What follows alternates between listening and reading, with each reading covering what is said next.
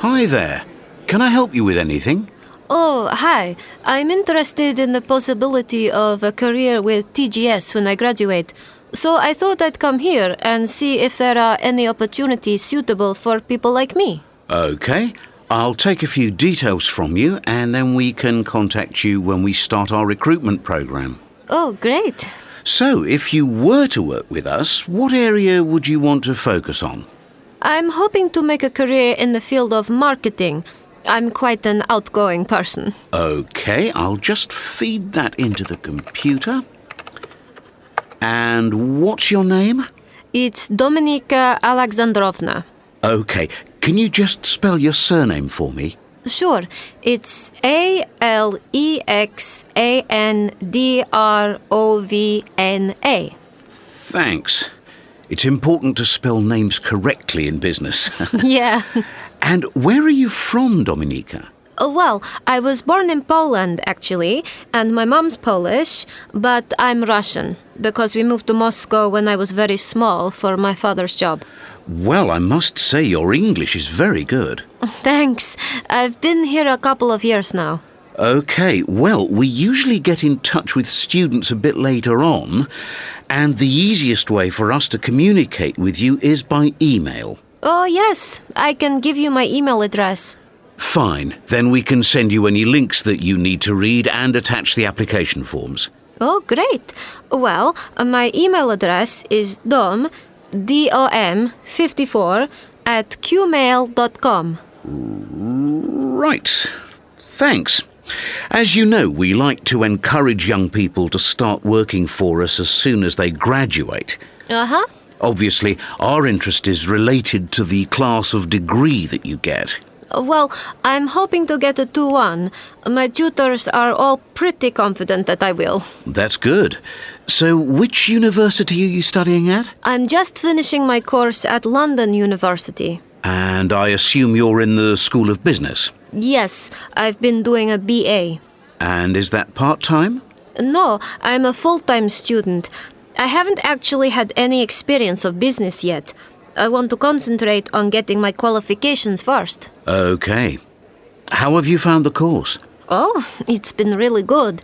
I've really improved my communication skills, and I've learned how to work in a team as well. Well, that's good if you want to work in a global company.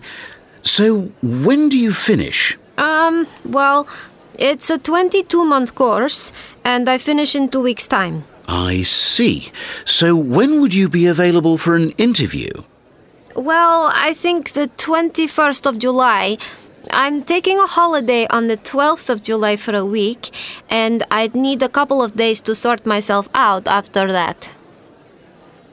We're obviously interested in your business qualifications, but it also helps if you've done anything in your spare time that shows you have some business-related skills.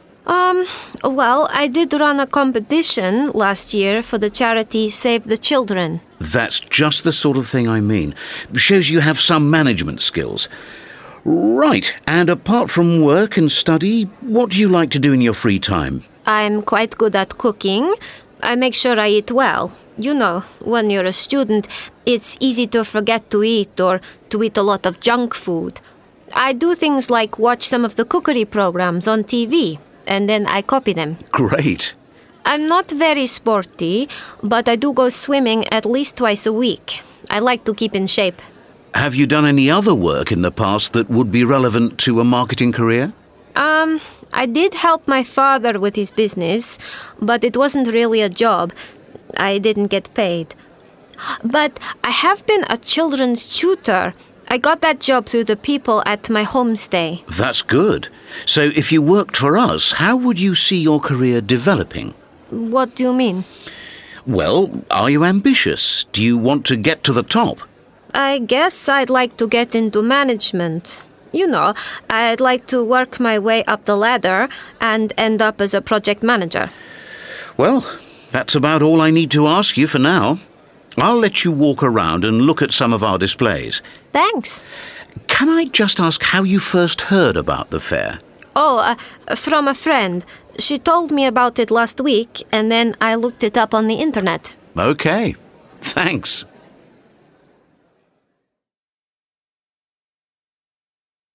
Now, I'd like to welcome onto our show today Darren Whitlock, who's going to tell us about a very vibrant exhibition.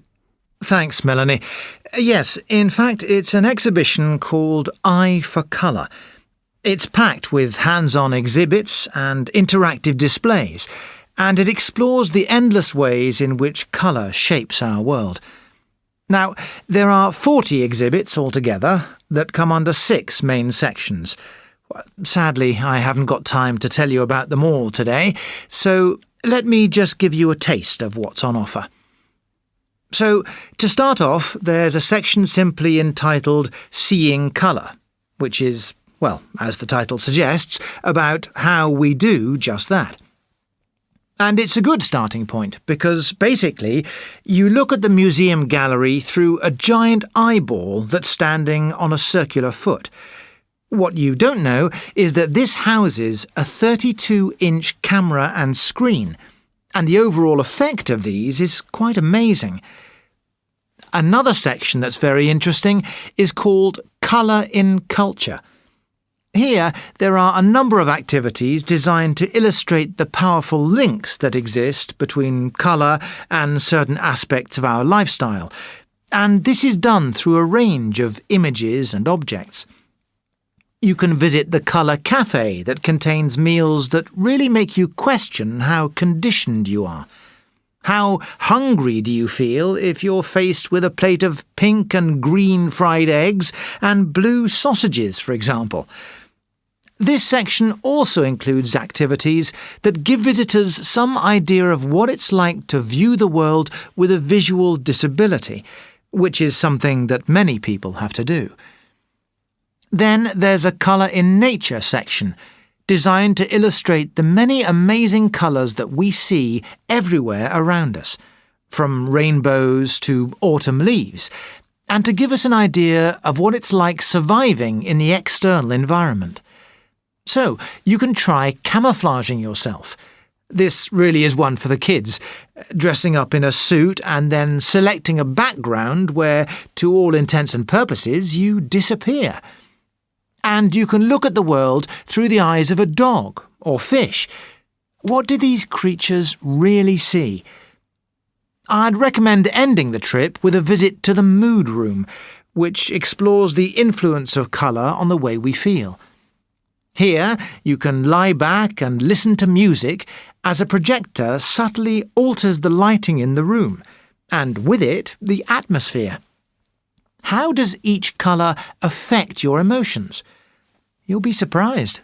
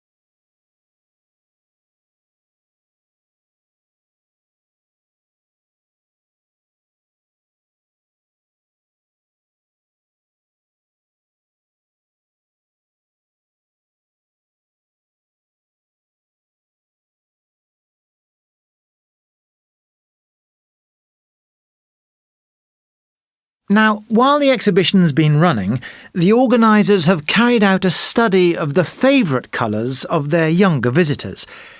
Over 2,600 children have responded to this, and there were lots and lots of colours to choose from, so the scores weren't high for each individual colour, even if the colours were, like blue, of average popularity. Clearly, the bold colours were the winners. Though purple, which I would have expected to be a high scorer, had just 1.73% of the votes, unlike deep pink, which came next to top. In the middle ground, along with purple, which was still pretty popular compared to others, was lime green, the first shade of green to be anywhere near the top. One 2-year-old commented that red was the only colour she knew, which is perhaps why that was more popular with children than anything else. Needless to say, all the tans and beiges came near the bottom. In fact, the lighter the colours, the less popular they were, even the light pinks. So, why did the kids go for these striking colours? As adults, it's all about clothes, what we think suits us or is fashionable. But these youngsters are looking outward more, and they go for colours that hit them, that they pick out over and above the rest. It's less to do with how they feel, whether it calms them down or whatever, and more about immediate impact.